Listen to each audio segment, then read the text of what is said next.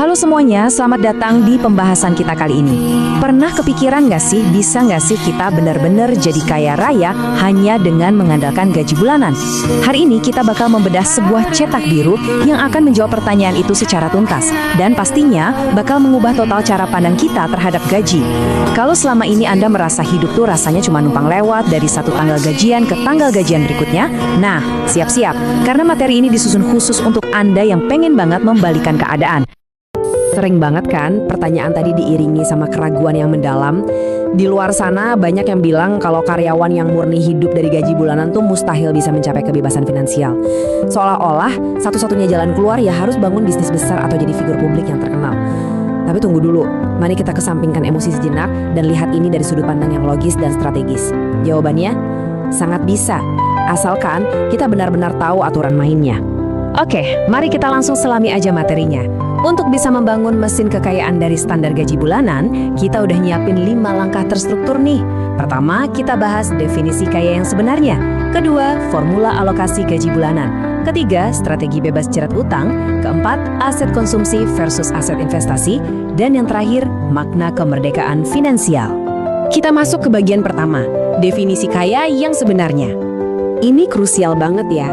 Kita harus merombak dulu pemahaman dasar kita, karena jujur aja, masyarakat sering banget salah kaprah soal ini.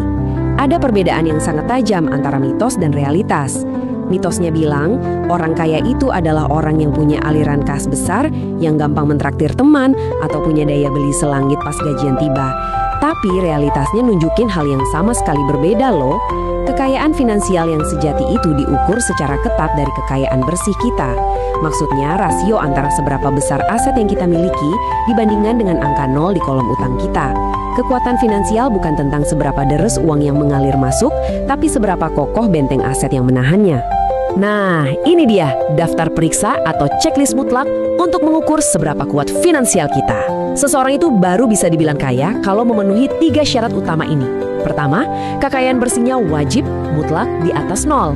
Kedua, 50% dari total asetnya adalah murni aset investasi yang bisa terus bertumbuh. Dan yang ketiga, ini yang paling penting, punya kas atau setara kas senilai 12 bulan pengeluaran rutin. Kenapa harus 12 bulan? Karena ini adalah dana darurat absolut untuk ngadepin krisis, kayak misalnya tiba-tiba kehilangan pekerjaan. Tanpa pertahanan 12 bulan ini, kita itu belum kuat. Kita cuma lagi beruntung aja dan sekedar bertahan hidup. Lanjut ke langkah kedua, formula alokasi gaji bulanan.